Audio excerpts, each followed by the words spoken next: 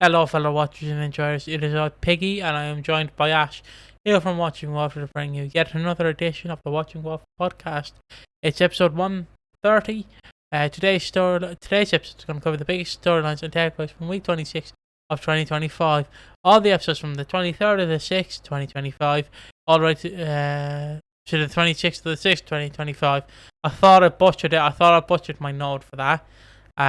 So if you don't know the topics obviously are the introduction, which I am doing right now. This is where you get your popcorn, your drinks, and etc., etc. And then we have 3 or 4 topics. We have Phil and Nigel. We have Patrick's birthday. Then we have I put on Elaina. It's Elaine. I put on Elaina for some reason. It's Petty over the fic. And then we have half Christmas because we're going to end it with Christmas.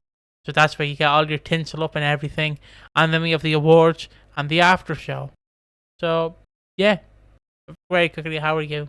I think the biggest shock is I actually took down all my Christmas decorations after. It did take us like 3 months. But did get them down eventually. You still have to, you'd be look behind you. It's just a massive tree just stood there. I mean, you say that. Aren't you sitting on your like Santa outfit right now? Yeah, I am. Yeah, hold on. Yeah. Yeah. But doing all right. Obviously, this has been the week. This has been the first of the week off. Been a lot of stuff. Only one bit of news came out, which was nice. Hollyoaks? The Hollyoaks news. It's relevant to EastEnders. Rita Simmons is leaving Hollyoaks. Don't panic. Don't panic. She's coming back. She's coming back. Don't panic. Don't get excited. She's coming back. She's probably not. I would say there's more of a chance now she's coming back. Just to very quickly talk about it. There's very much. Yeah, I mean for sure, but because Ben Wadey, like I bet the minute she's left, Ben Wadey, like she's not even sat down to have like her lunch or anything. Ben Wadey's just like, "Hello, homie, hello. You there? Hello." I'm a big fan of your work, Rita, and I was just wondering, can you come back? I haven't even left Hollyoaks yet. Please stop ringing me up, Chris. Yeah, it's some big news, honestly, in terms of like what she did, because I'm sure most of the people who watch this podcast don't actually watch Hollyoaks. She played a character called Marie, who she basically was just an aged up Roxy Mitchell. You know, obviously Roxy Mitchell at this point probably not a partier anymore. It's probably actually settled down a little bit more. Probably gone a bit mental and does all the like crystals and stuff. I don't know. She's had a rough life. She basically had like 3 boys, 2 of whom were absolute we passed the minute. 3 of whom were absolute pricks. 2 of them were absolute pricks. One was a transphobe, one was a serial woman abuser, and the other was actually quite nice. But she kind of came onto the issue where she joined Hollyoaks at a time where Hollyoaks was undergoing a lot of changes, and unfortunately, all of the characters that they had her like kind of be around, most of them left. Her son villain is dead. Her other son is in prison for a murder that he didn't commit, and the other son is still there, but you know, obviously he's not sticking around, did he? So yeah, it's just the unfortunate. She joined it at a time where Hollyoaks was kind of in a state of flux, and unfortunately, you know, it doesn't really bleed for longevity. But she was good. You know, she's still a great actress. Still played the roles really well. It's just it's an unfortunate thing with soap where if a character becomes increasingly more isolated, there is a chance that they just get axed because they're just not investing in the character anymore. Kind of like Bernie, really. Bernie's got Felix now, and both of them have been axed. So there's only so much you can really do when it's only them. I forgot to actually make that a topic. Hold on. Let me just you stumbled there for a second. But yeah, it was she was good on Hollyoaks. So like all that said, it's just the unfortunate timing of she joined Hollyoaks in 2023, and 2024 was the year where everything changed. So it didn't really lend to longevity, but still a very very good character, and obviously. I mean, I'm not saying it's like when Gillian Telforth, who plays Kathy, went to Hollyoaks and she was there for like 18 months. And it basically went, Hey, EastEnders, I'm back on the market, boys. I'm very happy to work in soap again, guys. And then obviously Kathy fucked off to do EastEnders. So, it's a fun little ploy where you remind everybody that you actually want to work in soap again. And a lot of her phrasing was she kind of like she did move all her stuff to like Liverpool where it's filmed, but she wants to be in London. She wants to be home. So, and also she wasn't like most people who leave EastEnders and was actually quite like, yeah, no, it was a hard decision. It's a really sad one, but she is, she is inevitably. She just wanted to go back home. So, Sorry, do I put Bernie Steele's at the very start, or do I put it between the Vic and birthday? I mean, it's just a small one, anyways. So just Okay. we'll do that. We'll do that when we start talking about the topics. Okay, so I guess 6 minutes and 12 seconds in. I guess. suppose just the final bit about that though, like point being, do I think Rita Simmons doing Hollyoaks means she's coming back to EastEnders at some point soon? Absolutely. Like I said, she's shown that she is willing to do a soap, and that's all you really need. Yeah, I would agree with that. I think it would be because Ben Whaley's obviously a fan of the 2000s, like we've mentioned before and before and before. So, it would be like a missed opportunity not to bring them back. I think Ben Whaley would not actually butcher them. I think it'd actually be like, okay, sit in a room, be like Rita Simmons and I forget what the other one's called. How do you Samantha Womack? Samantha Womack? How do you want your character to be? And then you sit them down. It's like, okay, this is what we have planned. Obviously, it'll be a bit rushed because it's literally like, oh, they just left. But you can paint over the cracks. Like, the perfect opportunity, bring them back at Christmas as a shock.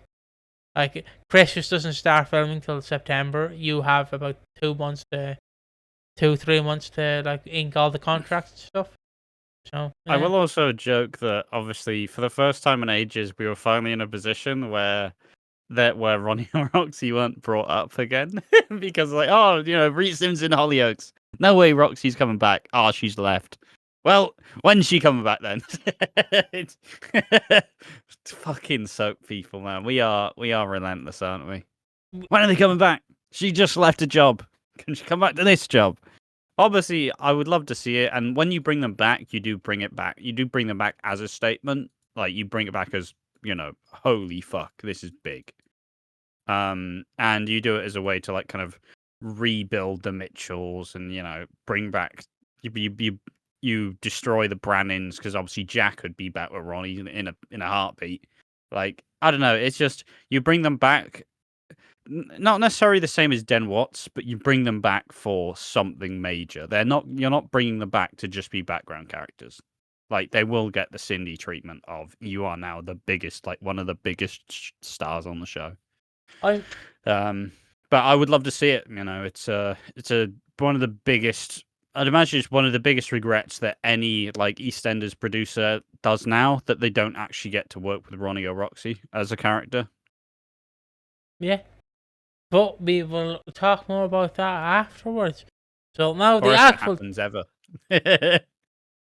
now the actual timestamp is 9 minutes. So Bernie Steele. This is a very quickie topic, in and out. Bernie is working for the Panasaurs. Nish left Bernie in charge of all the money until Nugget and Ivani grow up. Oh? Ivani and Nugget. Yeah, Ivani and Nugget. Sorry, you cut out for a second. So Bernie has basically... Actually, I'll let Ash take the wheel for this, because Ash has a very smart business plan of what not to do. So would you mind? I know all about running businesses. So yeah, Bernie was made the sole trustee of Ivani and Nugget's future because when Nish died, he gave them all the businesses. So in appointing Bernie as this trustee, this now means Bernie has all the overhead. She now knows what's going on with all the businesses and is in charge of making sure they stay afloat and, maintaining it. Not that she has any experience doing that. But this all kind of comes to a head where Vicky has been hired to work on the accounts for the Panasaurs. And Bernie, And Vicky starts to notice that, there's some weird little invoices going out to a company that doesn't really make sense. And let's just reiterate. So some invoices going out $5,000 at a time, which is insane for like embezzling money, insane for laundering money. Like, you do it in smaller doses, right? You don't just do and 20 grand to me. It's like, well, yeah, the government's gonna have something to say about that. So she's shifting money through an account called like Max Business. I don't know. It's like real estate management or whatever. But obviously, let's just cast a mind back to who was one of Chantel's kids. Oh, it was Mac, was it? Yeah, it was Mac. So obviously, she's been sending money over to Karen, Mitch, and like the kids, and Bailey. I forget Bailey. Everybody forgets Bailey. She's sending money to Karen and Mitch in Spain, which makes sense because that's, and it's not a hard thing to predict because obviously I said this is exactly how Bernie's exit's going to go. And this is how it's going. So Vicky sees this and goes, these invoices are a little bit sus. And then she does what I think is a really fun thing. Ravi buys like a beautiful looking BMW. Like, whoa, delicious convertible BMW. That ain't cheap. That's not a cheap vehicle. It's hardly a Ford Focus, you know what I mean? Oh yeah, some car humor there for you. A Cybertruck. And Vicky goes to Ravi and is just like, "Hey, you need to be smarter at cleaning your cash." And Ravi's like, "Well, I don't know what you're saying." I don't know. He is just a brommy, isn't he? And Vicky, which I loved, was like, "Look, dirty runs in my family. You need to be smarter about cleaning your cash, right? You need to be smarter about doing it. And I've got an eye for detail, so all I'm saying is, you want someone to do that, just ask me." And Ravi's like, "I don't know about any of this." Then Ravi tells Suki. Suki and Ravi ask Bernie. Bernie says, "Oh, it's just for the GP. It's fine. Just some extra contract and stuff. I thought I'd do it, not draw attention to it. It's fine." And then Bernie's like, "Yeah." And then Suki and Ravi are just kind of like, "Yeah, fair enough. Just tell us next time. Like, show us the accounts." I'm like, okay, cool. And this as Bernie tells Vicky, "Shut the fuck up. Shut your fucking mouth." And says, "Hey, you can get an advance on your wage as well, though. So, shut the fuck up." Bit of hush money. And obviously Vicky now knows that Bernie is definitely. If she didn't think it before, she knows now that Bernie's doing some dodgy shit. And with all that said, Bernie rings up Karen and says, "Look, I just need one more payment and then I'm off. Then I'll come see you soon." So this is exactly what we expected from Bernie's exit storyline. She's going to siphon a shitload of money from the Panasars and is going to fuck off to Spain with the rest of the Taylors, never to be seen again, except for Keegan and Tiffany. Do you think she'll return or not return? Do you think she'll leave next week? I can't imagine she gets much fanfare for her exit. I'll just say that much. I don't know when she leaves, but I highly doubt she's getting much fanfare. Yeah, fair enough. I don't really have much. I wasn't really paying attention to this storyline, if I'm going to be honest, because it's a fun little small one for me. Like we often complain. It's just a nice little succinct, like, "Hey, this is what Bernie's motivations are." Cool. Like, we obviously expected something like this to happen when she was made trustee. It was just about when it was going to happen or if they were actually going to keep her on the show. So it's always fun to see Bernie do some stuff. It's like she's not a terrible act. Like she's a decent actress. She does the job really well, plays the character quite well. It's just she's never really been given much, worthwhile material to ever explore. But what was I going to say? I hope Vicky doesn't get fired by the Panasars for this. Hopefully not. Obviously, she tells them. I doubt it. But look, yeah, Vicky knows how to get her money. Vicky knows how to keep a job. Yeah. The second she's in the firing line, Bernie's getting the boot. Look, a Watts always protects themselves. I know she's a Fowler, but Yeah, she's a we see more of the Watts roots than the Fowlers so far. I like how we say it different. I say Watts, you sound like you're saying Watsits to me. I don't know why you're daydreaming during the podcast. Oh, Watsits flaming. Oh. Sorry, that's just probably was not nice on the You have some Thai sweet chili peanuts on the way. Absolutely delicious sensations. Wow. I like a honey roasted peanut. That's my go-to. Well, the nuts are an absolute fucking scam though, because they have way too many calories to just be a bag of nuts. Fucking absurd. It's like, oh, this bag of nuts like 700 calories a bag. It's like, what the? They're nuts. They're supposed to be healthy. Can I just say what's it's like getting a McDonald's salad. Can I just say what's a scam? Can I? Yeah. Do you know, right? No, I know you don't have Tesco's in your small town. Where's this going? I know you don't have Tesco's in your town, right? Or you might have Aldi or little. You might have. What? I do have an Aldi. Yeah. But like fucking Tesco in my town and any Tesco in Ireland are selling the buy chocolate for 12 quid, which is €12. Well, I just say quid, which confuses people. And that's a fucking scam.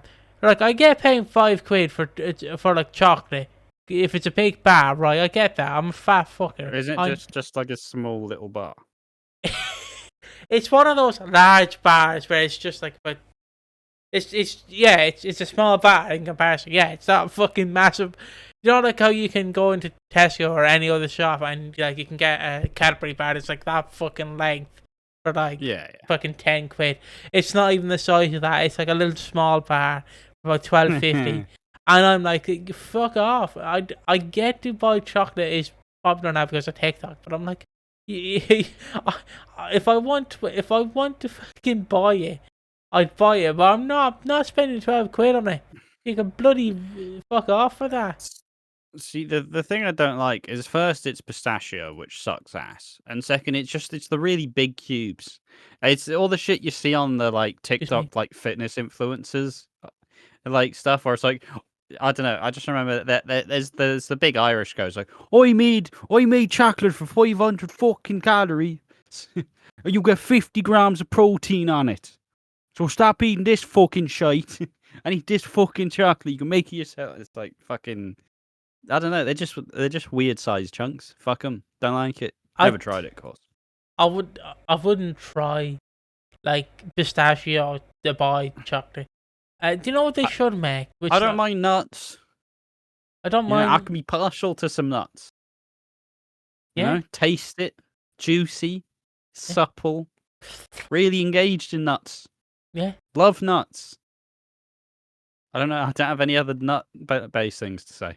But like someone made a Scottish version of the boy chocolate, and I tell you what is in it. So it's haggis. Very funny. So it's white chocolate, Scottish breadcrumbs, and iron brew. Fucking hell. Scottish shortbread. Sorry. That sounds diabolical. Shortbread. Sorry, Scottish shortbread. Oh, okay. That makes more sense. And I'm like, I was like, iron brew in chocolate sounds a bit wild. I'm like, oh, delicious. I say that I do have a mate who swears by putting like iron brew as like a seasoning in food. So is this later? No. Okay, fair enough. But like, yeah, and like obviously, yeah, I went to Lidl recently. I got this gigantic £7 it cost me. Fair play. That's good, Nick, for £7. Yeah, it's actually pretty good. I need to get a second one to actually put like if I want to put like Club Orange or Fanta or something in it, because I don't want to like fucking destroy this one. Just wash it out. Yeah, I know to wash it out. I know. But I for some reason I forget to wash it out. But I do wash it out. I steep it in water. I mean, everybody does typically. Like I have this big, massive stuff. It does slip the mind to wash it when you're just like, I'm just filling this up with water. It's fine. No. It still gets dirty. Still clean it. Yeah, I like. Which I obviously do every week. Yes, clearly do that very frequently. Well, my dad puts like just water in it and it's just steep for like a few hours and that's it. Yeah, I don't know if that's just good or soak it. bad, but just cold or hot water in it, let it steep, and then yeah. Probably not cold water. Yeah. But yeah, that's our talk on nuts and stuff. That's gonna be our new shop. So Don't remember how we got there, but we got there.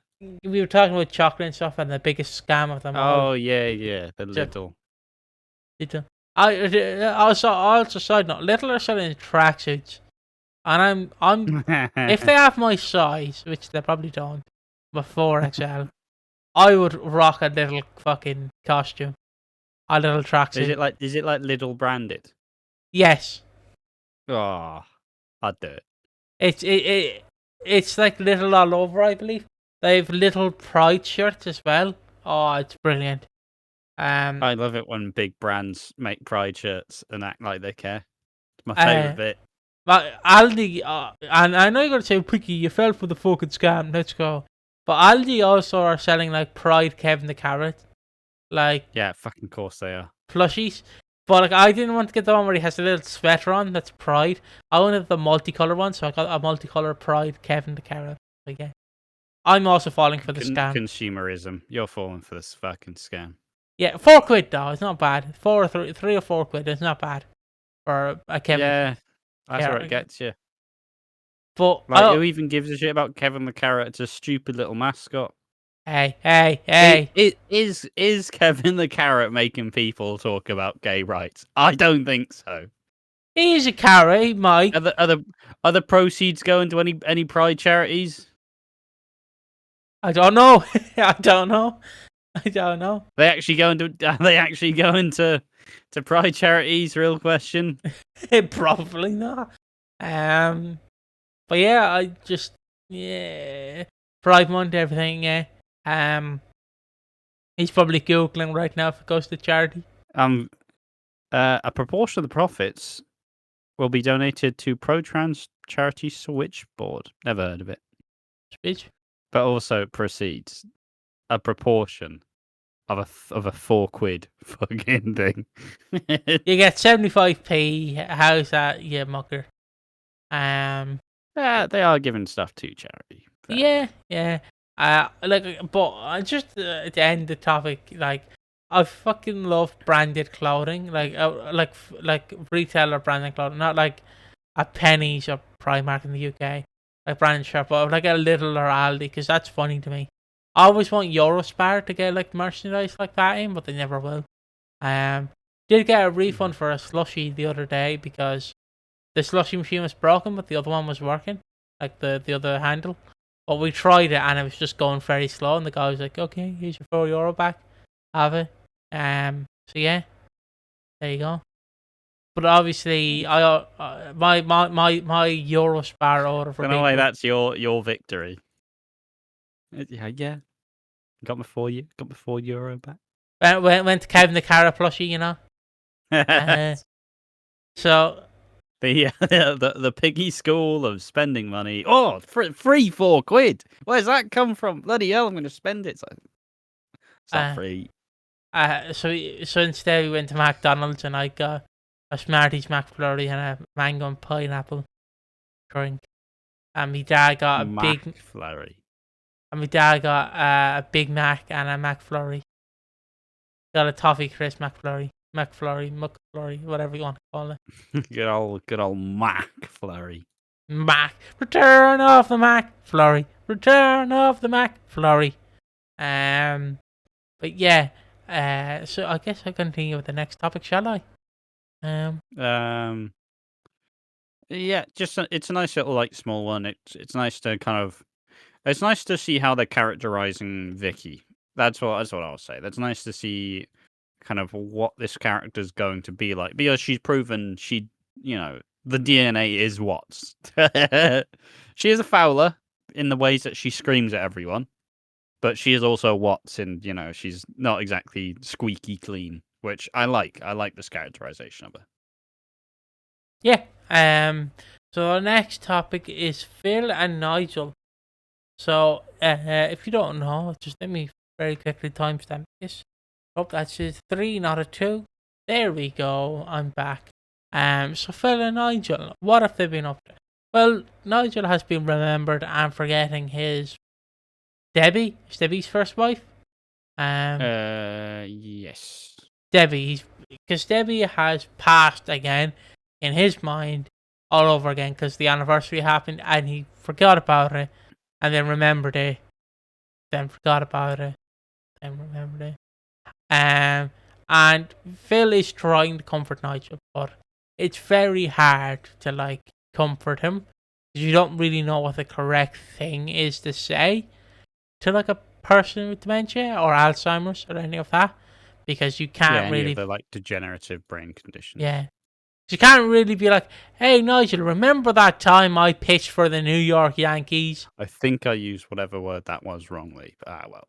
Yeah, that's probably right. It's probably right in some countries. But yeah, so it's like he's forgetting more and more, and you slowly see him. He's just losing his.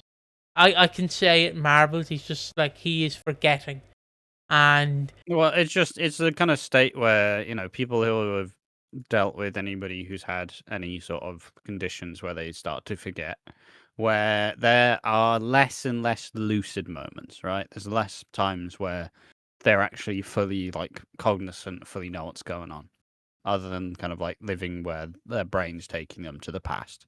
So it's kind of the week starts off where Phil has to find Nigel, who's left the house without any shoes on.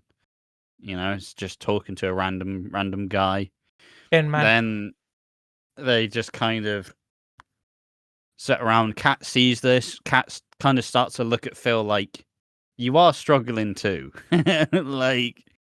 You look, it's really cool. It's really nice that you've done this, but you are also struggling and you need help as well. And you can kind of see that.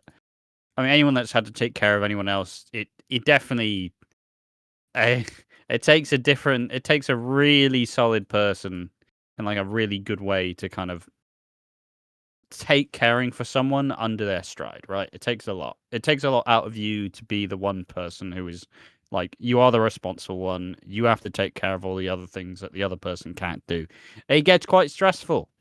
And especially considering Phil spent a couple weeks in a mental health unit not too long ago. He's not exactly in the best place to be putting someone else's needs first, but obviously he's going to because Nigel's his best mate. So, yeah, it's just more so Kat kind of gets involved. You also get some nice Phil and Kat scenes as well, which we've basically not seen since Chris Crenshaw broke them up, where they are both actually they do still care for each other and they still actually want each other to be, okay. And Kat's just generally supporting Phil, a bit less sympathetic to Nigel, just maybe you should call Julie. Maybe you should call Julie. I know that you guys made this pact, but maybe we should just ring Julie before this goes any further because maybe she should be involved, or just some carer, just someone else to come on in and kind of help with the load. Which one is not available to return? Is it Julie or Claire? Claire is in Hollyoaks as Claire Devine. So Julie I'm can't. sure Julie probably could return, yeah. Yeah. They could probably just make an excuse that Claire is away on holiday or something. But yeah, Julie. What was that fucking meme I'm trying to think of? Julie. Susan. Julie. There was an old Harry Hill, not Harry. There was an old You've Been Framed clip where it's a son trying to tell his nan, Nan, I've got a new girlfriend. Ah, what's her name then? Julie, Susan, Julie, Susan, Julie, Susan. Then obviously at the end she goes, and then she eventually gets it. It's Julie. It's like, yeah, nice Nan. And then Nan, obviously, as all British Nans go, you need to speak up louder. It's like, come on, just the, just great, just great. The elderly are great. Yeah. So he's seen walking barefoot, and then Phil goes to make Nigel a lovely dinner. But obviously, George is more on George later. He's boxing and he needs a mentor to talk to. So Phil goes to talk to George. He comes back. Nigel has started making dinner, but he's obviously sat down on the couch to watch a movie, so he hasn't really been paying attention. He's forgotten about the meal. Yeah. The meal looked like to be cooked. That's pretty impressive, though. Well, it was all simmering. Good old cottage pie. Yeah, no, I know, but it did look like it was actually cooked. Was the thing. Yeah. Because usually with a dementia patient, they can't really cook, so like they'll have some carrots and stuff in it, but it wouldn't be perfection. It'll just look like mush, essentially. Yeah. So like the fact that his looks like proper cottage pie, I'm sure it probably would taste a bit wrong because you don't know what he's put in it, and he obviously can't remember what he put in it. So that's the downfall. Like he could have easily confused the mince for cat food, and oh Jesus. Just thinking about that Ethel clip where she was making the steak pies, and she put obviously dog food in it because Willie ate all the steak or beef. It was mince, just one of the two. Yeah. I don't know why I brought that clip up. It's just I remember that clip. It's a classic. It's a classic. Yeah, because then you have I was gonna say a needed adoption, but it's not a needed adoption. I know it's a needed adoption, but the character Angie, and you have Sharon just eating the pie, and it's like something's wrong about this, Sharon, don't you think? Just yeah. Oh, horrible. But yeah, continuing on, he's forgotten about his meal. And, Phil comes in and it's like, Nigel, let me finish this. And Nigel grabs a hot water, a pan of hot water or bowl of hot water, and basically boiling scalds hot water as well. And basically scalds Phil, and Phil kind of yells at him, which you're not really supposed to do. And the only way I can put this is if you yell at a dementia patient, it's kind of like a deer in the headlights because they have no clue what to do. So it's kind of, you startle them basically. So he kind of just leaves, and then he has to kind of settle down Nigel because obviously he's probably a bit anxious at the moment. And he sits him down. And I'm sorry, I need to say this, and I know you're not supposed to think of it, but I think of it and I'm like, like when he's happy and he's like in the chair, he just looks like a little child who's just happy to be like fed and like watch a movie. Like I can't describe how wholesome he looks is the thing, because he just looks so wholesome and I can't describe it. But yeah, he basically no, fair enough. It's a nice little. I don't disagree. I forget. He looks like fucking. Is it what's the guy called from The Hobbit? The Hobbit's father. Bilbo Baggins. Is it Bilbo Baggins? I think so. He looks like Bilbo Baggins to me for some reason. I think I got the right Hobbit down. I think he's the dad. I'm not sure he does, but he looks like Frodo's dad, basically, to me. And yeah, Bilbo isn't Frodo's dad. Who the fuck is Frodo's dad? I don't know. Damn. So as I was saying, yeah, he's obviously sat down and he's being looked after by Phil. Cat comes in, kind of bandages him up, and we just see he sat in the chair eating cottage pie, and I'm like, so wholesome. I want to sit beside him and just hear him tell stories. Yeah, it's like Cat also like helps. Cat also helps like Phil make the cottage pie, which is also nice as well. And yeah, this is where she kind of goes, look, first and foremost, she sees the burn. She's like, yo, well, what's that? Like, and obviously Phil kind of as a carer is like taking the brunt, like, oh, it's not his fault. I shouldn't have done this. And she once again kind of goes, hey, you should really contact Debbie. Like, I get that she doesn't necessarily have I get that he doesn't want her involved, but also at least get some form of help because I know that you're struggling. So, and people would they were teasing the idea of like a immediate Phil and Kat affair, which is a weird thing to think about considering they've just got married. I don't know. Do you have much thoughts about that? It'd be very weird to cook Alfie immediately in my eyes. Because then why would you have split up Kat and Phil if they already are divorced? You don't really, it's like if you divorce your ex-wife, but you remain friendly with her. You don't immediately marry a new wife or a husband, whatever your preference is, and then basically go back to your ex and be like, "Oh, I love you, mate. Come here." You know what I mean? It's when, to me, why the fuck do we split up then? yeah, exactly. It's like, why did we break up? It just, to me, doesn't make sense.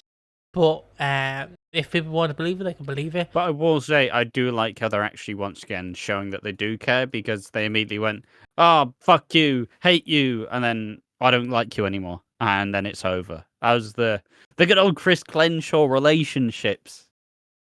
Ah, what? We're no longer together. See ya. Don't like you anymore, dickhead. I personally would have never split them up, but that's my opinion. Yeah, there are a lot of people who do. I personally enjoyed Kat and Phil a lot more than I've ever enjoyed Kat and Alfie. So, But yeah, it would be weird having Kat and the kids around Nigel because he'd be so confused, because he wouldn't know what to do, and obviously he'd forget them and remember them and forget them again. So yeah, on this, Kat also is friendly with bloody hell, Kathy, and Jean walks in and like a grumpy thing. She goes, "Oh well, I guess you're hanging out with her then. I'll leave then."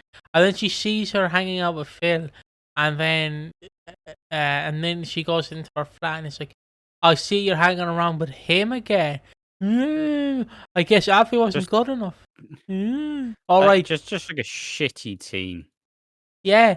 And I'm like, well, you're hanging out with your ex again. Oh, you're cheating. And Kat's like, "No, what the fuck?"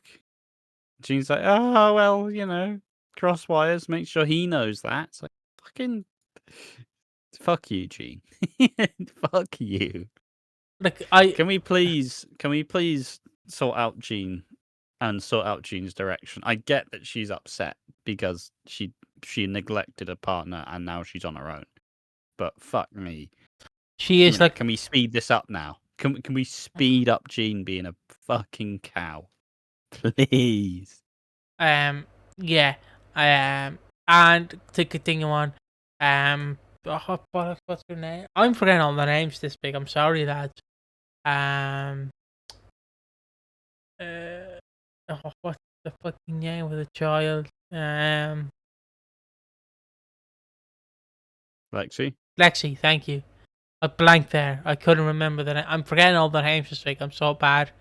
Lexi comes over and like Phil says, "Oh, Nigel's a creative writer." So Nigel is like talking to her, but I think he thinks he's talking to Claire, even though he's not. So he's kind of like, so she's like, "What about like something that happens in your life?" And she's like, "My dad's in prison in America." Way foreshadowing. And then it's like, "Right about your mom?" And she's like, "My mom's dead." And then I just like, Well, at this point, Nigel obviously clearly switches and starts to think that she's taught that she is Claire and she's talking about Debbie. So yeah. So he's just like, "Oh, right, an experience." So so just right about that, and then she's like, "Oh, will you read it?" And obviously, I was like, "Yeah, I will." And he goes outside. Lexi comes out and sits down beside him, and then he starts reenacting the scene with Claire. Obviously, Debbie being dead and stuff. And obviously Lexi's like, "I know my mom's dead." Then Phil comes out and it's like, "Nigel." well, it's an interesting thing because obviously one of probably the most known scene that Nigel ever did is the scene where they get Nigel to sit down with Claire and we don't actually hear the audio. We just see him sitting her down on a bench and telling her that her mum's dead. And now we actually know what he said, because obviously he's saying what he said then. He's saying what he said in that scene, so it's a really interesting callback to, once again, he's living in the past in his head. And Lexi handles it like a pro. She's seen some shit.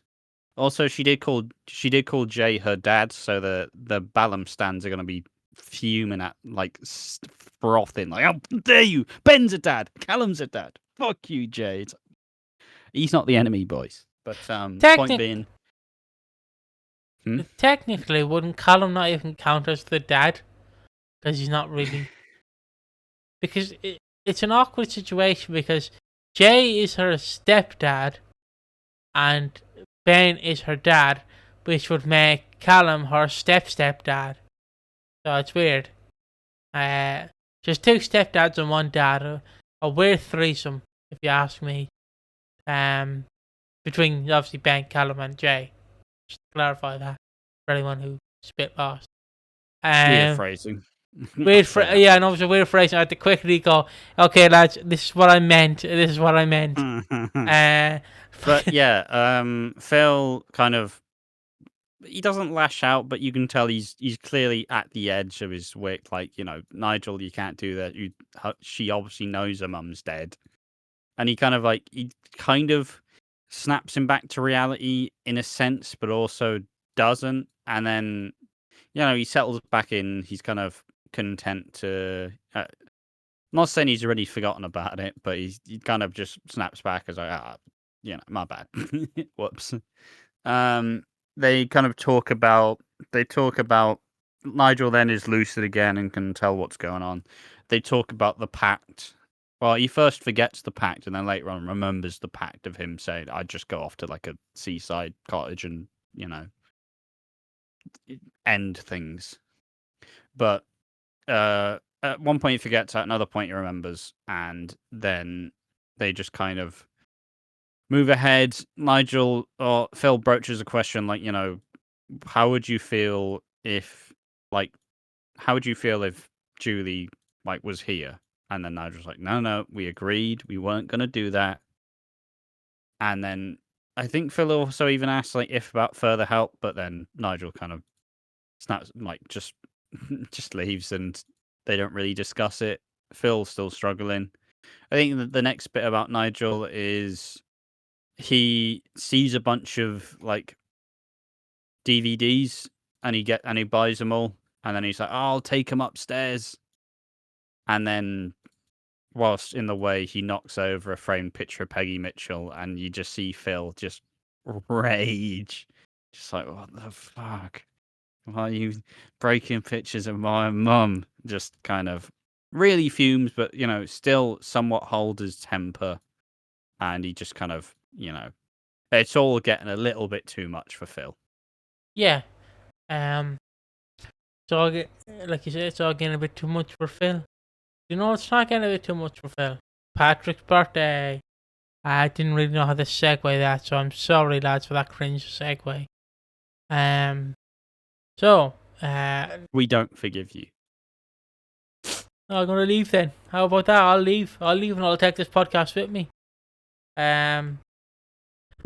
So funny you say that, because you're the one leaving over the next couple of months, leaving us. Nah, so it's for a one-off week here and there. Yeah. I just I'm just seeing out promotional deals is the problem. All I'm doing. Going to go to the M&M store. I wish. I'm going to go to the M&M store, hit up the green M&M and be like, yo, Home Slice, you want to do a brand deal with us? Obviously, they're going to be like, you're not famous, fuck off. We love EastEnders. We totally love EastEnders. But yeah, Patrick's birthday. I'm not remaking the time, so I just want people to know that joke. So yeah. What is Patrick's birthday? Well, Patrick is 80. Holy moly, jolly. He is 80. Bloody hell. And I had to message Ash because I did not know if this was racist party that is. But I'll give the setup first, and then I'll go with why I thought it was a bit wrong. So obviously they're planning a party, and obviously Linda was like, "Oh yeah, we'll do it on the house. It's fine because you're Patrick is Patrick." And then Elaine was like, "300 quid or take it to the sky." That's an Alan Partridge reference. People who don't know. While he's running on Christmas Day at one point. So they charge 300. And then they're like, "Oh, fair enough." And then obviously Gene has to do crossword puzzles with Patrick, so he doesn't like, so he doesn't know. And then they go back to the house. They try some rum. I forgot what the rum is called. He calls it his overproof. It's rum he's had for like 20 odd years. I think he's had it since 2003. Bloody hell! I've still not gone out of the take yet. Bloody hell! Well, it's alcohol. Most of it gets better with age. I gotta leave a Koffenberg in the freezer for a year then and see how that tastes. In the freezer. Gonna explode. I'll leave it in the fridge then. Put it at the back of the fridge for a year. But yeah, as I was saying, so yeah, he knows that it's a party, and basically Elaine sets up the party, right? And the reason why I said, is it a bit racist? It's basically it's like when you tell AI, look, I'm throwing a Caribbean birthday party. Can you make it Caribbean? And then it's like, but it's obviously AI, and you haven't specified, so you feed it the wrong information. Well, not wrong, but you feed it the information, and it misunderstands it, and nothing like bad happens. It's just Elaine has interpreted it the wrong way, essentially. Not really. Like, there's only so much you can do, right? Yeah, no, I know, but she's pretty much done it from the perspective of a white person. Is what I'm trying to say. I mean, it is a pretty lazy. It's a pretty lazy approach. Like they basically just got like some fake palm trees, like the blow up ones. They've they've got a limbo. They've got a bunch of punch and a lot of rum bait. None of this other woke other liquor. Just rum in there. Just rum. But what? And yeah, the equivalent I can make is like, because obviously I turned 22, so my last birthday I turned 21. It's like if I went to Ash, look Ash, I'm turning 21. Can you go into your local spoons and be like, look, he's turning 21. Can you throw him a party? Obviously they wouldn't because it's spoons. But just imagine they did, and it's like, okay, tell us where's he from? Ireland, and then I show up and it's like giant potatoes and bloody leprechauns and everything. It's like, what the fuck? What? Yeah, but obviously the difference is Patrick is pretty proud of where he's from. Yeah, and he true. calls it his home. And it may not be obviously short of going back to like Trinidad, short of going back home. It's not like it's just a lazy like theme party that they clearly didn't really know what to do with, so they just made shit up. Yeah, but it's not like it's a very white person thing. Is this racist? All right, no need to mock me. I would say never experienced some racism in your life, but you are Irish, so most of it's from the English. Oi. Don't know what that end bit was. Try to do a bit of Elvis there. Oh, okay. Keep going. Keep going. So yeah, it's Patrick's birthday. They're all doing limbo and stuff. Elaine's being side-eyed to George, which we'll get into. They get what's his name? Denzel and what's the other? Joel. Go to get punch from not Yolanda. Jeez, Elaine, and Elaine's like, well, "Did your dad approve this?" And they're like, "Yeah, he approved it." And I suppose also they kind of they try to make it a big deal, saying that obviously Denzel goes, "This is my party, this is my party. I'll get the booze," and then him and Joel go, and they and this is while they are having to babysit as well, like Bert, Ernie, Raymond, and Pearl, I think, are there, and they're all like they're in their like the teens are drinking in the kitchen. Denzel and Joel aiming to drink the Patrick's Overproof, which is aged to fuck rum from Trinidad. Like, that'll fuck anyone up. Patrick can probably drink rum like it's water, but that'll fuck him up even so. And they continue this where they sneak some they ask Elaine like, oh, let's just have a cup each a punch, we're just having a couple drinks, it's fine. And then Elaine looks at George angrily and just goes, oh, it's fine. And then they take 2 jugs of punch, which is all rum based drink. Like that'll mess anyone up. So they get the booze, they bring it back to the party. Joel's trying to act all like choir boy, like, oh, I'm just really nice, guys. And they all start drinking, and they get distracted somehow, and unfortunately Bert and Ernie start eyeing up the cocktail, and so all the kids drink the booze and get fucking wrecked. They get absolute like alcohol poisoning level of wrecked, where Bert and Ernie are throwing up. Pearl and Raymond. Oh, Pearl? Mike? I don't remember Kim's kids. Not they ever get any attention, anyways. Anyway, they get fully tanked up, and then Joel kind of plays the hero, and he goes to get some help from the adults, and Denise comes in and it's like, what the fuck just happened here? What the fuck is going on? And hell breaks loose. Yeah, I do want to preference that, like, Joel also early in the week was like trying to persuade Amy, be like, the only way I could put it was like, I explored Annie, now I want to explore Amy. And I'm like, yeah, maybe don't. And then like Tommy basically cocked him, because like he was eyeing up Amy. He's 17 or 16. So he's trying to do what's cool. It's just like, yo, baby, I was at hanging home slice, and it's like cringe. And then Tommy's like, you do know her dad is a copper, right? And Joel's like, yeah. And then like Amy's like, all you think about is that I'm a copper's daughter. And then Tommy's like, oh and then Joel just goes up to him and goes, you're a weak man, weak, fragile man. You're starting. What are you, a woman? Obviously, to Joel, that's a big insult. Yeah. What are you, a gaybo? Ooh. I just God, not heard that in 20 years. Well, he would definitely say it though. Let's be honest. Yeah. Well, I mean that one's gone out of fashion. Yeah, Piggy and Ash write homophobic slurs that have gone out of fashion. Number one. Wow. Well, not me. Never me. Just secretly doing it behind the list. Number 1. Whoppish. But he basically. I don't necessarily think that's a slur. I don't think it is, no. But it's also not acceptable. It's not acceptable. But I'm doing it in the context of Joel, I will say. Of Joel, yes. Next week, I'm going to say the N-word in the context of Joel. Because that's what he would do.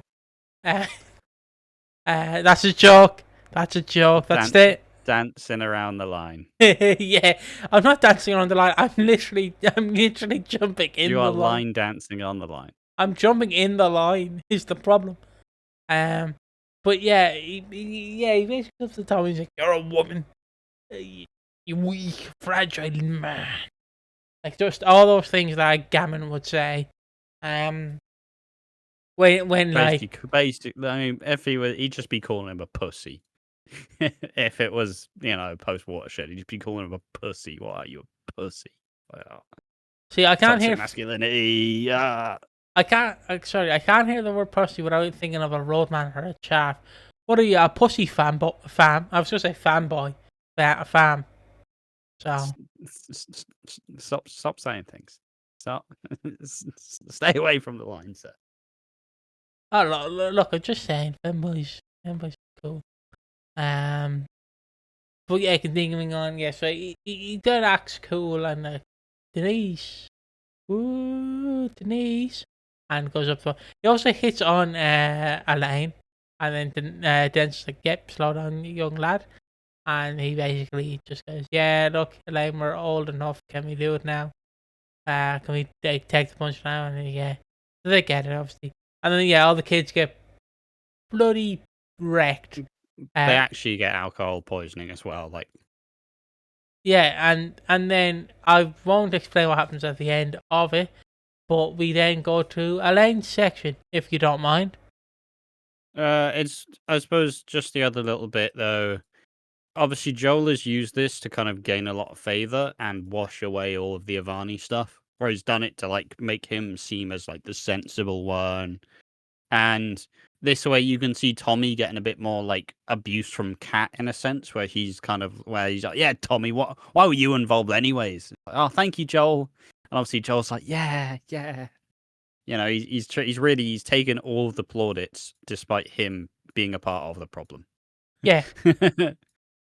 Like Uh, his influence changed the outcome of that party, but nobody's seeing it like that. So this is how, maybe people will start looking at Joel as less of a prick, but he still is one. He still absolutely is one. But like to everybody else involved, he looks like the hero. So, but question, I know you can't call him a pussy, but could you not call him a fanny? Like, surely that's safe. you can't. No, I mean they didn't say it at the 40th anniversary. But They're not going to use the word fanny. but I'm so confused because I and Prue used to air an ad at like 3 p.m. in the day where they're naming a child Fanny, and I'm like, how's that fine? But you can't say it in the show. Doesn't make sense to me. Because there aren't the same regulations for an I and Brew advert and the Beeb. Bloody balk nonsense, I tell you what. Dancing around the line. Next up, Elaine is petty over the Vic. What do I mean by this? Good title. I couldn't be arsed, mate. Couldn't be arsed, you know? I was just... You had all that run-up as well. Yeah. Elaine is petty over George. How about that? So yeah, what do I mean by this? Well, Linda is pretty much... The way I can describe this is like if I took a cheap holiday to Marbella or something, and I just went, alright, Ash, I'm not recording for the next 6 weeks. There, do it by yourself. And basically, Elaine does that to Linda for the past few weeks. It's like, oh, Elaine, you gonna help me? I'm really struggling behind the bar. Tracy's out sick. And Elaine's like, yeah, well, I actually need to get my hair done, so you're still on your own, sucker. It's like, oh, Mum, please. I'm a recovering alcoholic. I don't ask you for much. Can I just have this one thing? Well, fuck you. Please. Yeah, and then so we see. Okay. I also should mention that George doesn't know what to do because he sung money into the Vic, and he basically goes in for his shift earlier today. But Elaine's like, "Oh, what are you doing here?" And he's like, "I'm here to see Linda. I want to talk to Linda because I feel so bad." And Elaine's like, "Get out." He's like, "It's my pub. I sunk thousands into it." And she's like, "Bye bar, bitch. Get out." And basically, shadow bans him is the correct word, I guess. Shadow bans him in a way. And shadow bans him from just bars him from the Vic. Yeah, but he shows back up. So he shows back up. This isn't an algorithm. He shows back up, so... I can't believe in 2025 where George has been shadow banned from the Vic. If only George can get in that TikTok creator fund. I don't know why I'm farmer. What the fuck, shadow banned? I don't know why I'm fucking farmer. Terminally online over it. Alright.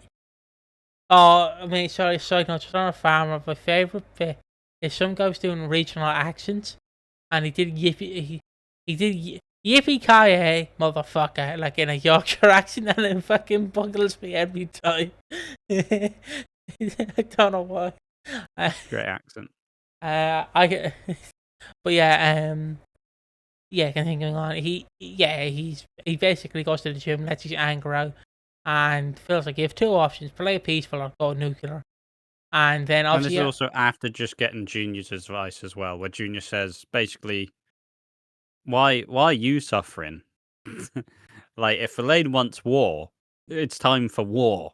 And George is like, oh, well, I don't know. And then Phil's like, just he's had a nice chat with Kat, and he's like, look, I wasn't in it with Phil. I wasn't in it with Kat's divorce. Like, my heart wasn't in it. So either try and fix it, or you're just gonna have to do it. Like, and that George kind of changes his approach, where he starts trying to help out Linda, starts trying to help out. That's where Elaine tells him to fucking screams at him to leave. Linda, thankful for the help, and George just kind of goes, "Oh well, if you're not gonna be an adult about it, fuck you." And he gets Richie's like number. Obviously, Richie being the famous like Phil Mitchell lawyer who has gotten people off on a lot of crimes. Behind every good criminal, there's an even better lawyer, and Richie's that lawyer. So she's kind of flirting around it. George is like, "Fuck it, if it's gonna be the hard way, you may as well do it." So he's ready to fight. Elaine's ready to fight. Elaine's also drinking a lot and not really paying attention too much anymore. She's really leaving all of the work to Linda. She's acting like a fucking spoilt brat. She's acting like a child. And obviously then she goes ahead and basically gifts the booze to underage teenagers.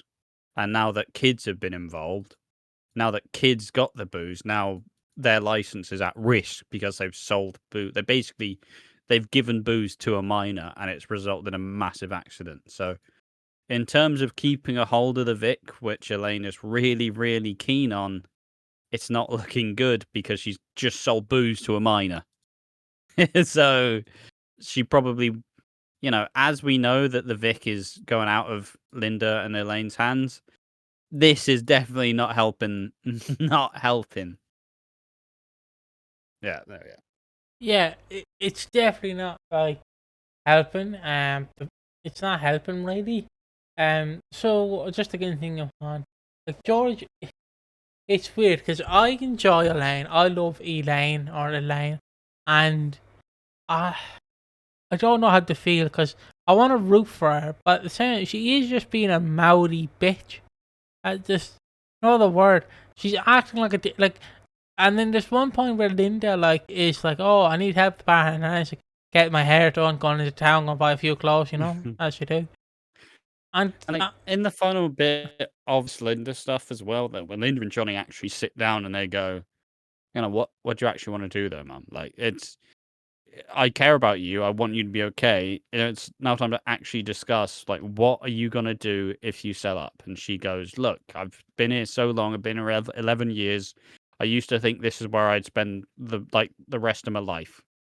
But at some point, all of the happy memories turned into just regret and like trauma, essentially. So her and Johnny essentially decide, you know what? I think it is time to sell up. I think it is time. George will get his money. I can't handle this anymore." And then that's where Elaine comes in, and Linda tries to speak to a mum who once again is acting like a child. And it's like, "Look, Mum, I want to sell up. I don't want to be here anymore. It's too hard being around all the alcohol. I'm only 6 months sober. It's important that we just leave. I think it's important that we sell up and we go." And Elaine's like, "Yeah, well, this is my house. This is my home too, and I'm not getting rid of it over my dead body." And it's like, fucking hell. I'm an Elaine stan. Elaine is a terrible person. Elaine is a terrible person. She's a bad mum. She's a bad person. I love her for all of the good qualities, but if she was in my family, she'd be the one you don't talk to very often. You know what I mean?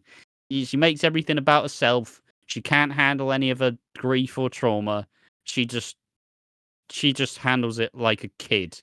So you just don't bring him much. You just don't talk to him that much. You have that one family member where it's like, do we talk to him at Christmas? Maybe at a stretch. Otherwise, you just keep them as far away as possible, because it's a pretty important thing. I think at any point in time, if you go, I can understand the idea where it's like, mum, your kid goes to you, look, I'm an alcoholic and I struggle to be around the booze and I don't want to be here anymore. Of course, a part of you goes, the selfish part goes, fuck you, it's not my fault. Not my fault you've got a disease. Fuck you. But the other part of you would go, you know what? Fair enough. We've had a good time here, but if it's causing so much strain, if it's hurting you so much, maybe it's time to go. But Elaine's not like that, so she basically goes, fuck you, bitch. I'm not leaving. It's like that Wolf of Wall Street. I'm leaving. I'm not leaving. I'm not fucking leaving. Oh, she's Sandman bashing a can over her head or a bottle. I made the reference. Too bad you're uncultured. No. I know the reference. I just me doing that. But like, what? And then just give up. You're not gonna win the fight. George is a former boxer. Also, can I ask, how does George have no money? He's a fucking former boxer. I thought he'd make. I mean, he's not been a world champion for years. Yeah, but like it's not like there's a fund for once you stop boxing. No, I know, but you think after being like world champion and stuff, didn't he also give a lot of the money of the sale to Cindy? Yeah, because they sold the pub in Marbella, right? Oh, true. I swear he gave a bunch of that money to Cindy. Yeah, so how does Cindy have no money? That's the real question. Because Cindy, I don't know. Look, it's just the thing with EastEnders, right? Everybody's skint till they're not. Like Phil's skint till he needs to give 100k to someone. It's just the little dumb exceptions that the show makes. Ravi's apparently skint, but he just bought a BMW. Like, I don't know. But like, also, it's not like there is a. The issue with most athletes is it's not like there's typically a career after being an athlete. Where once you're no longer an athlete, you don't really have the other skills that you would need to do something else. Like you either become a coach, you become a pundit, or you just have to set up something new, hopefully with the money you made. Like, and that's George's problem as well, right? He put all the money in the Vic. He thought it was for life. Just a question, and I know none of us are cultured to know this, but do boxers / UFC fighters have a trust fund? Not a trust fund, sorry, that's the wrong term. A union. I don't know enough, but I highly doubt it. Because, like, obviously, as wrestling, it's like, I mean, obviously, the biggest example is UFC, right? You have UFC people who ask for more money and they get told to fuck off, and it's like, unless you are on like the main shows and like a world champion, you're still making garbage money as a professional fighter. Like, unless you are like the box office attractions. Because obviously, it's just it's like with most sports, anyways. Like footballers, what do footballers do after they leave football? They either become a pundit, they become a manager, they become a like member of staff, or they just spaff all the money because they're earning like up like 3 mil a week and they don't know what to do with it. So like, it's that high risk, high reward type thing where a lot of like athletes, and it's not like once you stop doing sports you get to like shrug off all of the issues that came with being a sports star. Like your body hurts, it doesn't work as well as it used to. It's like boxers anyways. Like, I mean, George has probably got bundles of CTE. He's probably got arthritis in his hands and he's taken way too many blows to the head. So it's kind of I don't know. It's a interesting little. Because all I will say, it's an interesting discussion. Because all I will say is, obviously, I want to make this point. Is obviously, as wrestling fans, there was a famous example where there's a wrestler / governor / movie star / actor / conspiracy theorist. If you don't know by now, Jesse Ventura, where in the 80s he wanted to set up a union, but the problem is, if you don't know, wrestlers are typically selfish. So, famous wrestler Hulk Hogan found out about this, contacted the lead owner of the WWF at the time, and they basically went, "Yeah, Jesse, we don't have a union. Yeah, sorry, mate." And I'm like, you should still have a union. Because to me, no matter if a sport involves you, even if it's fake fighting, even if it's physical fighting, you should have a fucking union to protect yourself. So, say another wrestling example I can give. There was a wrestler called Droz, who was injured by accident where he broke his neck. Now you can come back from a neck like injury. It just depends the way your neck is fractured. But obviously he couldn't come back. He broke his neck permanently. Not permanently. Permanently is a bad word. But he broke his neck, so he could never wrestle again or walk again. But did they give do they help pay him? They give him some compensation, but they don't really pay him, and he had to do like conventions and stuff. It's like if there was a union, he'd be paid well, like he'd be given a fee of like here's some money every year for like what happened to you. And the other example I can give is Owen Hart, who is a famous wrestler who was supposed to do an infamous spot where he was gonna like glide down to the ring at a famous show, but the person who set up the harness didn't really know what to do. The harness kind of broke, and then it's also just it was a really garbage harness as well. Like it wasn't even supposed to hold much weight. So. Yeah, and unfortunately he fell to his I don't know why I'm upset. I'm very upset over it, but he obviously fell to his death. But they continued the show with him, and I'm like, you would never do that, no matter the person. And it's like, is there a union for him? No. The wife, the widow of him, had to go and set up like her own, like not union, but her own like foundation, so like charity to help. Big charity. Yeah. And one example I will give, and I'll end it there, is famously in 2000, WCW brought in a famous actor, David Arquette, and they were like, "Here's David. Here's like rough guess $2 million," because WCW at that point were just spaffing money up the wall. And they offered him like $2 million, and he went, I don't want the money. But they were like, we can't have you on the show unless we pay you.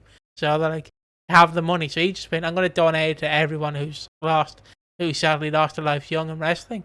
And he did that. And I'll always appreciate him for doing it, because he didn't want to be a wrestler. But they were like, you need to be for this movie. And they're like, fuck. And like that's... It's the kind of impossible standard, right? Where obviously unions would overall boost up everything, except unfortunately a lot of these sports are very exploitative industries, and it's what have you done for me lately? Rather than, sustained success, right? Yeah. It's athletes, it's a very physical thing, you can have an injury, ruin your career. So it's that kind of really unfortunate thing where, at least at this point in time, a lot of clubs, and I'm talking about more like the football example, a lot of clubs are actually starting to try and invest in the future of these like players, because there's only such like a limited time window unless you are a genuine like great player who will just play for like 20 years of your life as a pro. But like, I don't know, it's about kind of figuring out what you do after football to kind of have that duty of care, because you don't want to have someone who's this like big, famous, ridiculously like if you take Wayne Rooney for example, obviously is probably one of the greatest footballers England has ever produced, and at his peak he was making ridiculous like multi-millions a week. But fortunately he actually invested the money quite well, and he's probably never gonna have to struggle with money throughout the rest of his life. But it's not like he's not trying to do other endeavors beyond that as well. So yeah, it's kind of it's the unfortunate thing. But obviously, yeah, George will probably be skinned because it's been a long time since he's been a world champion. Yeah, it's just the unfortunate truth. Like, yeah, there should be unions that just like YouTubers don't need a union. Let's be honest. Like, but like these professional people who literally get hit in the head or fake hit in the head for a living literally deserve a union, because their body's being impacted in a way that you can't really work. I mean, it's a very exploitative industry, right? I mean, look at Tyson. Mike Tyson. Tyson around all the bad influences, exploited, lost a lot of his fortune. Like, yeah, and then I think he's 60 or 50-year-old Mike Tyson was enticed to come out of fighting by Jake Paul, and then God, he looked a bit. I'm not dissing the man. I mean, he did nearly die like the month before. He did, but I'm just saying, like, he looked rough. Is all I can say. And it's horrible that these people still have to come out of retirement and do fight instead of like having the money to like keep them in retirement. Like, that sounds harsh, but you should get what I mean. It's just the issue with sports people, right? Sports people never really know when the right time is to quit. Yeah. Like, the amount of players, like even like footballers, where it's like, it's time to do a fight. Oh, it's time to. I'm just gonna play in the 9th division of football for, I don't know, some like nonsense, like Chippenham Town or something. But they are still paying me like a grand a week, so I will take it. And it's like, homie, just retire, keep your legacy intact. But yeah. Anyways, There's the story I want to say, but I don't know. Who was he? Oh yeah. On a footballer, I have this story, right? Now correct me if I'm wrong, because I'm using Google to remember this guy's name. So KSI, recently, and this is just an example of like old, like trying to coach people who are not boxers or from different sports into this sport. He called out Wayne Bridge, right? And Wayne Bridge obviously gets in the ring, and you are like, okay, they're setting up a fight. Now, obviously, Wayne Bridge famously, his wife cheated on him. So KSI, the smart guy, obviously smart individual, very smart, goes, yeah, your wife left you, bitch. I'm gonna cheat on you like you cheated on your wife cheated on you, and it's like, okay. And then he got mad that Wayne Bridge went, I'm not doing the fight anymore. And I went, yeah, I can see why you didn't want to do the fight. You open aired his like closet of a laundry list, and you expect him to accept a fight to fight you. Like, what do you expect? You don't do that. I mean, we're talking about actual sports, bring out YouTuber boxers. Boy. Nonsense. What does boxing come to? But like, it's part of the game. It's part of the game. Just selling tickets. No. I get it, but why do you open air this man's fucking rough divorce in front of him and not expect him to be like, no, I don't like that? Because it's boxing. I know it's boxing, but I'm just like, I agree with Wayne Bridge. I'm like, yeah.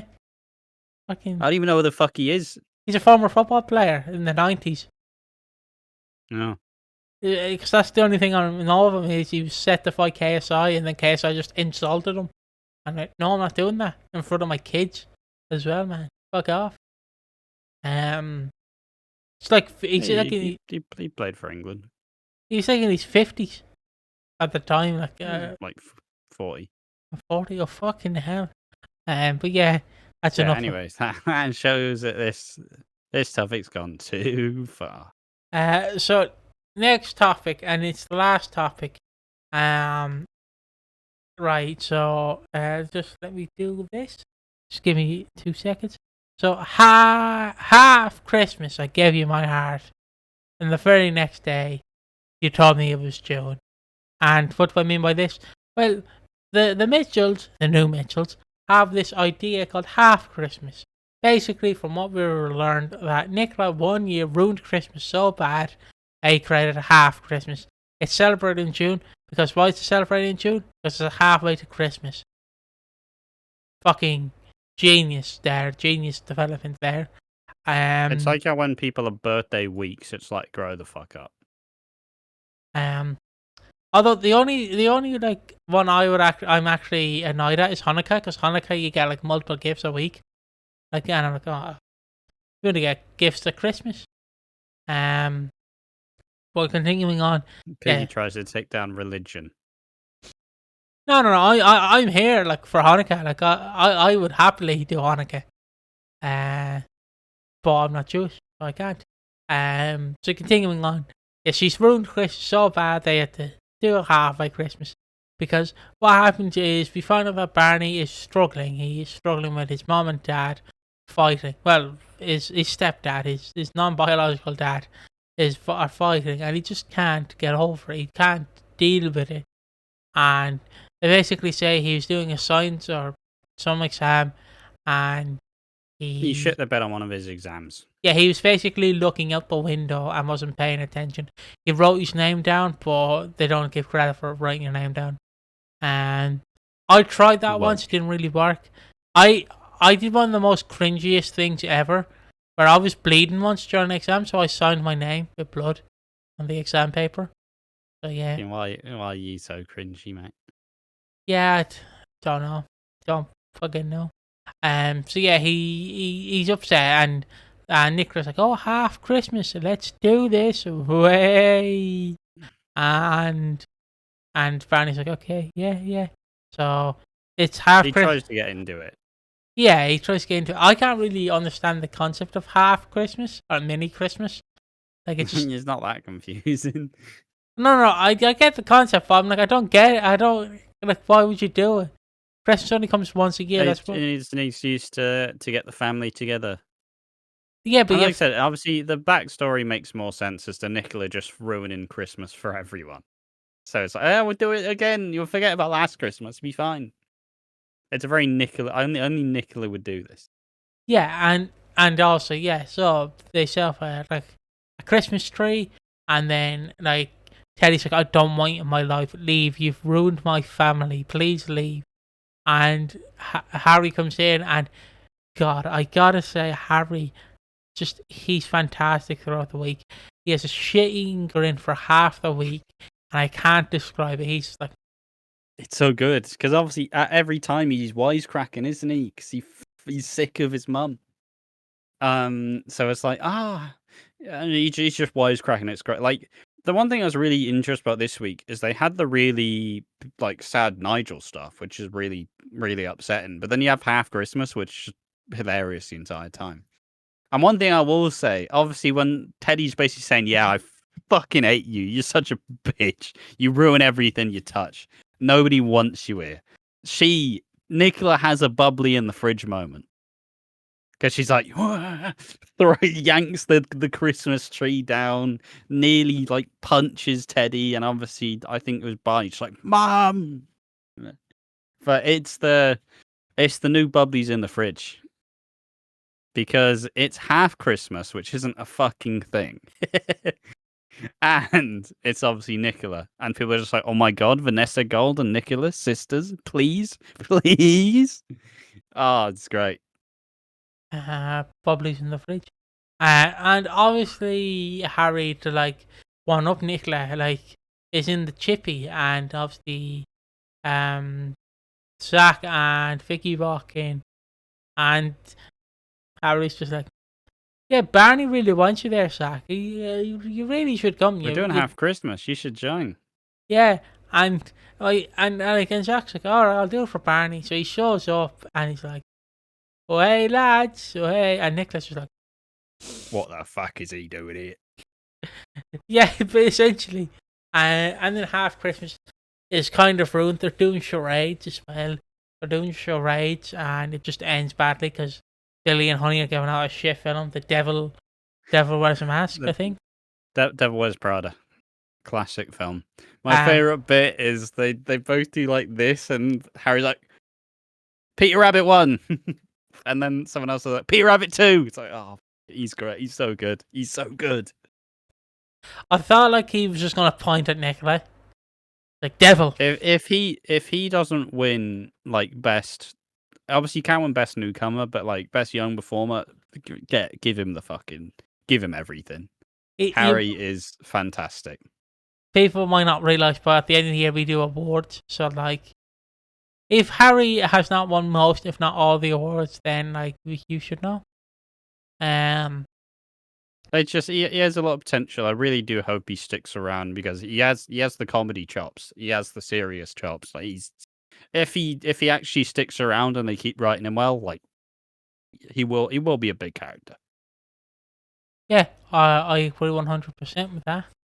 And yeah, so basically, so then Zach, Barney and Teddy are sitting down, and Barney's like, "You are my real dad," but Zach comes in, and Barney's like, "Look, mate, can we just be friends, please? I want to have you in my life, but as a friend. You're still my dad, but I want you to be my friend." And Zach, it's wholesome. Zach's like, oh, thanks, mate. He finally accepts one of his kids. He finally accepts him. Doesn't accept Brittany, of course, but accepts a kid he's barely known for 16 years. But like Brittany, you couldn't accept her, could you, Zach? You fucking cow. But But yeah, continuing on, they are friends. He also got him a little Christmas card with like a €25 or £25 like gift voucher for pucks, and I'm like, oh, yeah, That's nice. Nice that's little touch. It's nice to see because obviously Teddy, the characterization of Teddy is always interesting because Teddy, despite being somewhat rough around the edges and having somewhat of a checkered past, like he does genuinely care about his kid and he does want the best for him. And in comparison to Nicola, it really kind of balances things out. But like him just kind of being willing to kind of put his own pride aside and be like, look, if you want to get to know him, like I will support you in getting to know him. So it's kind of I don't, it's just like, I really like the characterization of the neutrals. I think that they're making them multi-dimensional, I think. And you can never really be upset at like kind of shaving off some of the edges and just making them interesting characters. yeah, I agree I with actually that. want to see all of them do more. Yeah, and then like they go back and Nicholas like furious, and I'm like, calm down. And obviously she's doing the oh fucking why is Zach ruining everything? Frick. It's like no. You are still the problem, Nicola. Why is Zach fucking causing all the problems? Dickhead. No. Look, you are the causer of the problems. Accept it, Nicola. Yeah, And I think and all that happens then is just George and Nicola have a little drink together. yeah, I think that's it. that's pretty much it. And now, do you want to do a weekend review and then we'll do the awards? Or It was a really good week. It definitely helps how we kind of. This is obviously like the week off, so I've like suddenly a lot less jaded about this week. There's a lot more exciting stuff to get into this week for me, so it kind of shows that the break's working. Good week. They struck up a really good balance between the Nigel stuff and the new Mitchells and the Elaine. So like you kind of got a bit of everything. So yeah, yeah, no, it's genuinely very good week. It was way better in my eyes than the previous week, but. yeah. I enjoyed the week. It was an alright week. I was getting furious watching the episodes, but I'm excited for next week, where it's only 2 days, and then we're pretty much done for the week. We go on next Tuesday, and then we're done. It's podcast will be released like next Thursday, next Friday. Yeah. So I'm happy for that. The week was again alright. The standing out is obviously Little Christmas, or Half Christmas. Yeah. And there's like, and then like, and then there's a funny one-liner where like Teddy's like, "You must be joking me. This is some sort of joke." And then Nicola obviously cracks. Why does Santa get private healthcare or something like that? And then yeah, that was pretty much it. Yeah, what's the But punchline? Come on. You can't say the setup and not do the punchline.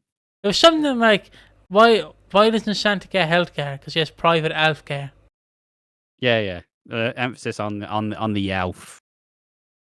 Yeah. I was like, he's blue balling everyone. He's setting up the punchline. He's not gonna say. Like, come over your eyes. Fuck, I don't know. Okay, Piggy. Oh, bollocks. Just got a disapproving nod. You right? Yeah. Now it's time for the timestamps. 28, 40, 50. We'll just put a 50. Can you go through the awards, Ash? All right, awards. So it was a good. So Ash says it was a good week. That's a Case Cooking reference there for everyone. It's just in the back. The awards, we have 4 awards. We do keep embellishing them and adding more. We have the Chris Glenshaw for most promising. We have underrated for the characters we feel we just like, just whoever we liked. We have the Keanu Taylor Award of Excellence for the most wooden, and we have Who Needs Slapping Down for the character who is winding us all up. Where do you want to start? We'll do the Chris Glenshaw Award. Most promising, I'm going to say Vicky. I think, obviously, I don't think we're getting much more in terms of this, like, Bernie stuff. Like, she will be leaving very soon, let's be honest. But I do think that I really am intrigued by the way they're kind of developing Vicky, because we've kind of characterized it by saying she is very Watts coded. She is Den Watts' kid, and I like that they're playing with that a lot more than, let's say, just her being a Fowler. So yeah, I like it. I'm really interested to see what they do with Vicky, and I hope that she keeps getting more and more scenes. Obviously, Ross, he can get fucked. I don't care if Ross sticks around at all, but Vicky is actually showing up to be quite an interesting character. So Yeah, I think I'm going for just the Nigel Bates stuff. I just think he's wholesome. I can't hate him. Like, in a way, I feel bad for him. Like, you should feel bad for him, but still, like, from real life experience, it is the most sad storyline I've seen this year. I just, there's some stuff you can't really and do. we covered the Reese stuff. Oh yeah, little meta joke there. Hey. Glad you're dead in a video game. I was hit by a backstop. The ending was worth the wait. It was not. Look, I don't care what people say. His death is going to be iconic for all the wrong reasons. No, the death is great, but everything around it can get fucked. Oh yeah. Sorry. Side note. I had a dream that he was chasing me for some reason. Like, I was walking through my old town, right, and then I was about to go up to my old house, right. Hold on, I'll switch the camera to you. I'll switch back to me, and I went up to my old house. And I just see this man stood like this going, "Hello, how are you, Piggy?" And I'm like, ah. And then he just started chasing me. He just started chasing me for no reason. He just started going, then obviously you wake up, you breathe a sigh of relief, and you go, "Well, that was a close one." And just oh. Then the upstairs neighbour's bed just falls on top of me. No, I wake up and I'm like, "Oh, he's dead, isn't he?" And then I look beside me, and he's in my bed with me, just an arm around me. That was a close one, wasn't it, Piggy? But yeah, the Chris Klein Show award is going to Nigel Bates, because he's just wholesome to have around. What's the other? What award do you want to do next? Underrated. Who's underrated in your eyes? Bernie. Look, we're not going to be able to give her anything soon, so. It's just, I still think her plan is stupid, but they're not falling. But the Panasars are falling for it, so fair enough. At least she's making something out of it. I'm going for like basically Zach and Barney's friendship, just because it's so wholesome, and I really want them to do more with it, and hopefully they do. So that's what I'm going for. The underappreciated, the underrated. What's Keanu Taylor or who needs slapping down? The Keanu Taylor Award of Excellence, Ash. I'm giving it to Howie's like shiny pink suit that he wore at Patrick's party. Howie's suit and the glasses. I don't look. It takes someone of like a proper character to wear a bright purple suit and a floral like shirt. But Howie fucking nails it. He looked great. I don't know how. I have no idea how, but he looked fantastic in that. So you reckon you could? I reckon you could pull one of those off, Ash. I could not. Ash, don't doubt yourself. This is coming from the man who wears Hawaiian shirts for a living. You definitely could. You definitely could pull off a suit. I couldn't, because I hate fucking suits. Throwback reference. But what am I going to give? I'm going to give this award. There's a lot of things I could give this award to. Well, big stretch. There we go. There's a lot of things I could give this award to, but I think I'm going to give it to just the half Christmas, just because it's so funny. It was a perfect storm. / Harry just being like whimsical, just cracking sarcastic jokes every opportunity he could, which I loved. So yeah. And now it's the Who Needs Slapping Down award. Elaine. I'm going for Elaina as well. Mum, I'm struggling. I don't want to be here anymore. Yeah, well, fuck off, Linda, prick. It's my home too. All right. Yeah, I'm going for Elaine too, or Elaine. So that's the awards. we've done the awards now, and this is probably gonna be fairly quick or fairly long after show. Hold on, let me just fix the timestamps. I don't think I've got too much going on. Not me either, but we'll just do it. Do do do do do do do do do. So the after award, the awards, or the after show. Ah, bollocks! I fucked it up. The Stop. after awards. The after awards, where we give awards to the after show. But yeah, I've not much to say this week. I'm basically doing a job for someone a job. I'm not getting paid for it. I have to go to Smith's and get someone an action figure, a Chase action figure. And the award I get in this, I get a free custom made for me. But I do have to pay for parts. But I get the custom free. So, Free custom, but you're still paying for it. Let's go. let's go. Yeah, the heavily discounted is at least a good thing, I hope. But I bought the head recently because it's Nick Aldi. That's just Nick Aldis. Or Magnus, or Brutus Magnus. You're a classic TNA fan. So yeah, I've pretty much done that. I've pretty much chilled in my bed for the past few days. I've messaged Ash sometimes. He's messaged me sometimes. Seeing him I straight. message you marginally less than I normally do. Yeah. Well, it's just, sometimes I respond and sometimes you send me stuff. Like, you sent me a turtle at some point. It's like, oh, the turtle's older than me. It's like, that turtle's going to outlive us all. In my head. Didn't respond. Yeah. Something about a banana in your ass. Shut up. Something like that. Don't know. It's a song or something. Yeah. Stick a banana straight up my ass. Classic. Look, it's a mixed bag. It's a mixed bag. I reserve the right to not respond to things, especially if it's a week out. Yeah, I know. Of course, Yeah. he's still waiting for the messages to be responded to. Yeah. It's been an alright week off so far. Obviously, we're doing the big 2 weeks to kind of try counteract the burnout. Both, I mean, even this week in comparison, it's probably much better than the last couple of weeks in terms of actually like enjoying the stuff. So it shows that it's working. Shows that it's working. I spent most this week playing Football Manager again. Back to get my local team up to the Premier League, and it's one thing you need to do.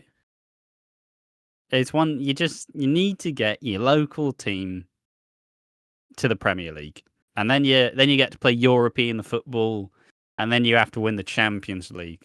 And the last time I did this save, my PC bricked it and I lost it.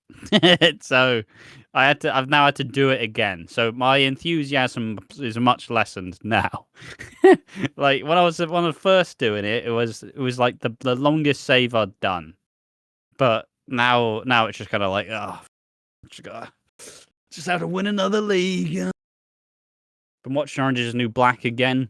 Obviously it's not a show I've watched since like, I think the final season came in like 2019, but by that point, like there was kind of like one of the first shows I actually paid attention to, and it's not great. I won't lie, like it's not fantastic, but it's alright. It's a decent old show. It's a decent comfort watch. Not like an all timer in any way, shape, or form, but I think that it's been a good fun way to chill. I've been playing Poker Rogue, which is like a Pokemon-based like roguelike where you kind of like you fight battles and you try to get up to like battle number 200. You have 200 encounters. It's pretty cool. Yeah, and I've avoided getting COVID, so it's all in all, it's been a pretty good chill week, and I don't actually think I have much else going on. No progress on anything. One thing I will say, there was some fun little. I definitely enjoyed like kind of batching away the solo videos because first there's not been new news so far, which has been quite nice. Obviously the Hollyoaks one, but other than that, it's been quite light on it. So yeah, I got some fun solo videos coming up. Got a tier list coming up. But Yeah, I definitely had some fun times with a lot of the solo content. It felt like a cool challenge. It was kind of satisfying getting all the content recorded because it basically took like I'm not saying it took like 5-6 hours on like Saturday. Like we started recording at like what 4? Yeah, Hello? yeah. I'm responding to me, Yeah. dad. All right, bloody hell. He's tabbed out. He stopped paying attention. You You start. can respond after the podcast is done in about 2 minutes. Fanny. But yeah, like we sat down and went, all right, let's have a 2-week break. Obviously, you mentioned it. Did we mention it last time? No, we didn't. We were I talking didn't. about it on stream, like whilst I was streaming. The best time for a serious conversation. It's me playing Simpsons Hit and Run. But yeah, we started recording it on like Saturday at like 3 or 4, and then I think I finished at like 1 a.m. because obviously I had to do 4 solo videos and 2 weeks worth of shorts. But it was very satisfying to get it all done and all thumbnailed up. That was pretty fun. That was a pretty fun time. Yeah. Really satisfying to do.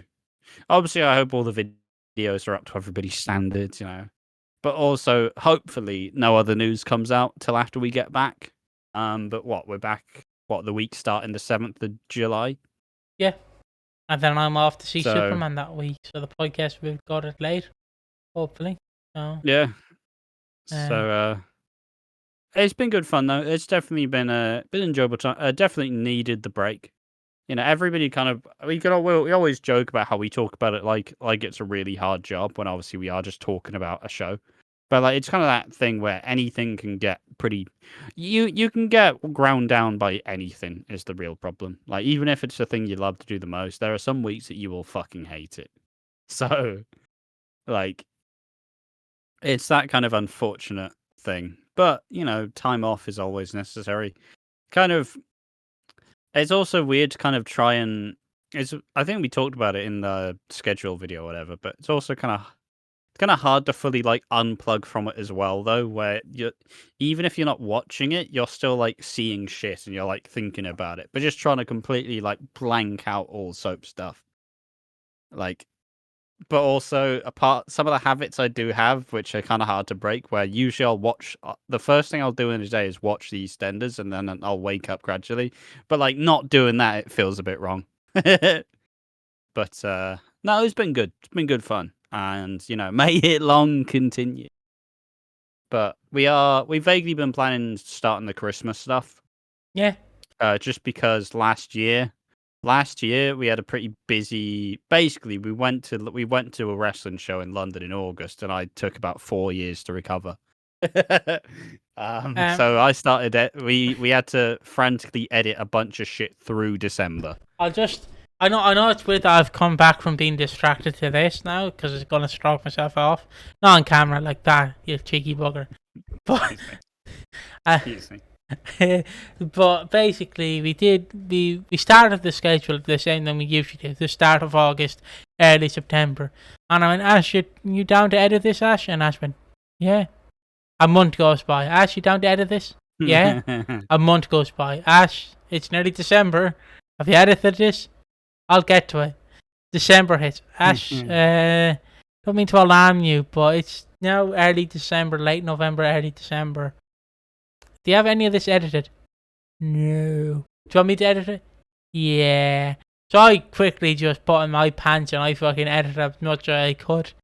So I pretty much I literally burnt myself out last year because I edited the reactions, I edited the Monopoly, I edited I think I edited the AI songs as well, and that was pretty much what I did. I didn't edit the tier list because that's not my job. I told Azure, you edit the tier list and your own video, and I'll do everything else. And I did that, and then I basically, I did all of that. I basically went, oh, here you go. And then obviously still what we do is, and I know it's stupid because Ash does trust me as an editor, what we do is sometimes I keep in a bit of an edgy joke that it might be a bit too edgy that Ash has to cut out and be like, No, just for our sake, don't leave it in. Like nothing too serious, but just something. For future proofing. Yeah, yeah. So like not in 5 years' time where we say something silly and then someone digs back through the archives and finds this one specific clip. But we've basically done that, and I basically would edit it all down, proofread it to Ash. He'd go change this, change that. He didn't really do it. He went, all right, I'll just edit off this, and then he would do that, and we got it done within a week. I also remember I had to fucking edit, like I had to basically watch the Christmases, write a review on it, and then maybe go back and watch the other Christmases. And the one where I refused to kind of go back and watch was 2018 because I've already watched it twice. I'm not watching it for a third time. But I gave her fake notes. I've watched it 3 times now, technically, so I watched it when it aired. But I was like, I'm not redoing it. And that was what we left it at. And I did all the notes, and that's what I continue to do this year. Hopefully this year I will get it all edited. We'll get it done way earlier this year. And hopefully it'll be all edited by September, October, and it'll be all ready to be uploaded in December. The fake list I'll give now for reactions is 02, because we did 03, so 02 to start it off, and then maybe 04, 05, but it's probably 02, 06, 07, 09, and 2012, and /2024 will be the reactions. I know that's 5, but we can do 2 a week. Like 5 reactions coming out, but still, because I always want to do a modern one. When would we release the other one? New Year's. Only 4 reactions, 1 a week. New Year's. Nobody wants to watch Christmas at New Year's. Boxing Day. I don't know. No. We'll figure something out, but just the 4. So yeah, it'll be 2002, 2006, 2007. And then 2024. Yeah, so it'll either be 2006 or 2012, one of the two. One of them's getting replaced. I don't know which one yet. We'll probably do 2012 instead of 06. Yeah, I just want to do 06. I might do 06 as a bonus one if I have to. Where I include it in the 2007 one, so it's just a bit longer. Yeah. Because I can do that if I want to. But because I want to cover Pauline's death. I want it to actually be official on the channel because I want it to be like, was it actually shit, our final episode? Yes, it probably was, because they didn't care about poor Pauline in the end. And they really hated her in the end. And so I know they absolutely like. I know we say this as a fictional soap, but I don't think there's ever been a more sadder death to a character than Pauline literally dying outside underneath a Christmas tree on Christmas Day by a heart attack with no one around her. Like, if that's not the biggest fuck you to your longest... I think it was actually a brain hemorrhage, but... A brain hemorrhage, sorry. If that's not the biggest fuck you to your longest standing character at that point, because she would have been there from 1985 to 2006, so 21 years roughly. If that's not the biggest fuck you to her character, I don't know what is. But, yeah... and that's why Martin and don't say Stacey, Martin and suddenly leave and so forth. Yeah, but I mean, also like I made the run for my own back, where the like from like the second week of December up till like the 19th of the 20th, I was like 15-hour days editing the Christmas video. Which will obviously look and be different this time, but good Christ, good Christ, really made it hard for myself, made it overly hard. But you did also contribute very heavily, so your Christmas editing will not be forgotten. Yeah, I think I did yeah, I did a decent job. I get a decent break, the calm before the storm. When are we technically starting all the Christmas stuff? August, roughly. We're going to see. We might start it when we come back in July, depending how we feel, but probably August. I just kind of want it out of the way, because it is fun, but it's not fun when you're watching like 15, about 10, let's be honest, 11 at most. stop filming, you're watching 11 Christmases, and then it's like, oh, what month is it now? Oh, it's fucking December. Oh, Jesus. I mean, too, Oh, they're also less cluttered with doing like wrestling content as well. yeah, So yeah, yeah. And the other, obviously, what returns for this year is Monopoly, because we're still going to do Monopoly. I'm still going to lose, but I'm going to give it a try. So yeah, I will not trade you, Patrick. So yeah, um, that's pretty much all of it. That's pretty much all the newsworthy stuff. I guess without yeah, further, like we're still vaguely planning stuff. It's all kind of in the process. Obviously, at some point, the evil EastEnders video will come out. But it's like when your mate says he's writing a novel. Just I will likely release it in 2 parts. I think that's my vague plan for it.